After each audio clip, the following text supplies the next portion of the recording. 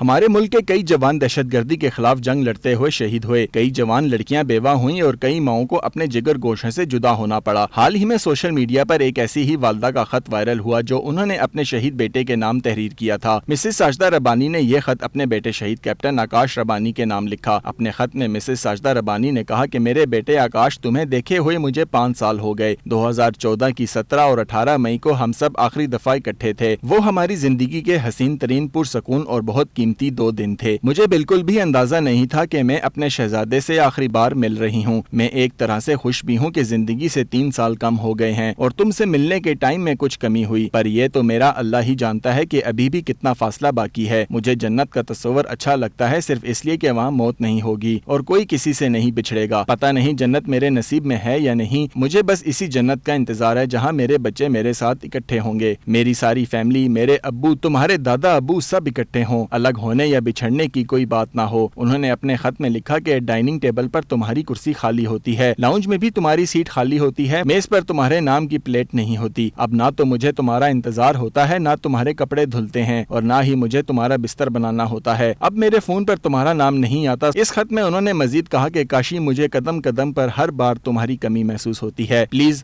واپس آ جاؤ۔ میں رات کو سونے سے پہلے اللہ سے دعا کرتی ہوں کہ بے شک کاشی آپ کا دیا ہوا تحفہ تھا، آپ کی امانت تھی، آپ کو بھی بہت پیارا تھا، آپ نے مجھ سے واپس لے لیا۔ میں آپ سے گلہ نہیں کر سکتی لیکن پلیز مجھے خواب میں تو اس سے ملوا دیا کریں تاکہ میں اس کو دیکھ لوں۔ میری ساری خواہش ختم ہو کر صرف ایک خواہش رہ گئی ہے کہ میں کاشی کو کب دیکھوں گی۔ کاشی اور کیا بتاؤں، 3 سالوں میں کچھ بھی نہیں بدلا۔ لوگوں کو پریشانی ہوتی ہے کہ زندگی تیزی سے گزر رہی ہے، میں یہاں زندگی ختم ہونے کے انتظار میں جیے جا رہی ہوں۔ زندگی عجیب سی ہے، خوشی کی بات پر بھی خوشی نہیں ہوتی۔ آکاش، ہم کیپٹن سلمان سرور کے یوم شہادت پر لاہور گئے تھے، وہاں سلمان کا یوم شہادت پوری اچھی طرح سے آرگنائز کیا گیا تھا، سب فیملیز آئی ہوئی تھیں، ہم سب کے چہروں پر ایک ہی کہانی تحریر تھی جو ہم بآسانی ایک دوسرے کے چہرے سے پڑھ سکتے تھے۔ اپنے جیسے لوگوں کے ساتھ وہ 2 دن بہت اچھے گزرے۔ شہید کیپٹن آکاش کی والدہ کے اس خط نے سوشل میڈیا پر مقبولیت حاصل کی تو ہر ایک کو اشک بار کر دیا۔ سوشل میڈیا صارفین کا کہنا تھا کہ ہمیں خوشی کے موقع پر شہداء کے اہل خانہ کو یاد رکھنا چاہیے اور ان کے لیے صبر کی دعا بھی کرنی چاہیے۔